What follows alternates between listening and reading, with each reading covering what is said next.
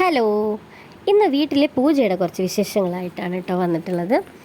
അങ്ങനെ രാവിലെ എണീറ്റ് അമ്പലത്തിൽ പൂജയുടെ പരിപാടികളൊക്കെ തുടങ്ങിയിട്ടുണ്ട്. വിളക്കൊക്കെ കത്തിച്ച് മാലകൾ കൊണ്ടൊക്കെ അലങ്കരിച്ച് രാവിലെ നേദ്യം വയ്ക്കണ തിരക്കൊക്കെ ആയിരുന്നു.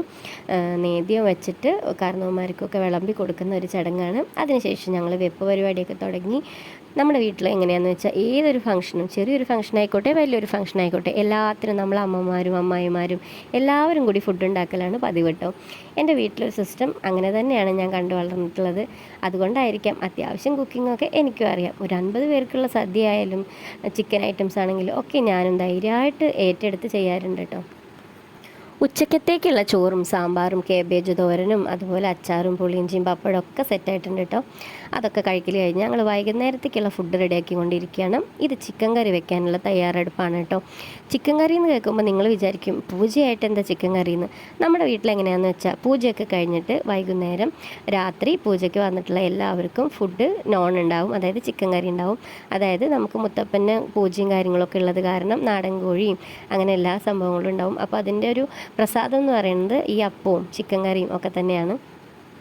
അപ്പോൾ നമ്മൾ ചിക്കൻ കറി സെറ്റ് ചെയ്യാൻ വേണ്ടിയിട്ടുള്ള ഒരുക്കത്തിലാണ്. ഉള്ളിയും തക്കാളിയും പച്ചമുളകും ഇഞ്ചിയും വെളുത്തുള്ളി പേസ്റ്റും ഒക്കെ ഇട്ടിട്ട് നല്ലോണം വഴറ്റിയെടുക്കുന്നുണ്ട്. അതിലേക്ക് മല്ലിപ്പൊടിയും മുളക് പൊടിയൊക്കെ ഇട്ടിട്ട് നന്നായി വറുത്ത് മൂപ്പിച്ചെടുക്കുകയാണ്.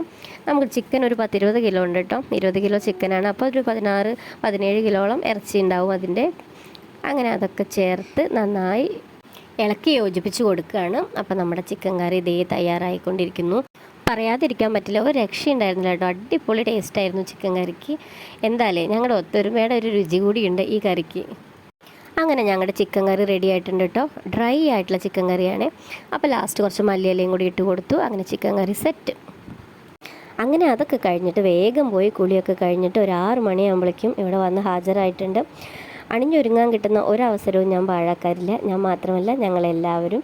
അങ്ങനെ ഇന്നൊരു സെറ്റ് മുണ്ടൊക്കെ എടുത്ത് കൊടുത്തതാണ്. സെറ്റ് മുണ്ട് കൊടുക്കാൻ എനിക്ക് അറിയാറൊന്നുമില്ല, പക്ഷെ ഇന്നൊന്ന് ട്രൈ ചെയ്ത് നോക്കിയതാണ്.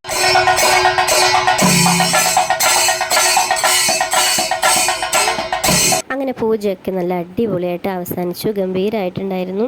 തായമ്പകയാണ് ഇപ്പോൾ നിങ്ങൾ ഈ കണ്ടത്. കൂടുതൽ വീഡിയോസൊന്നും എടുക്കാൻ പറ്റിയില്ല കേട്ടോ, കാരണം പാറുമോള് ഭയങ്കര അലമ്പായിരുന്നു. അപ്പോൾ എല്ലാവർക്കും വീഡിയോ ഇഷ്ടപ്പെടുമെന്ന് വിചാരിക്കുന്നു. Tata bye bye, see U.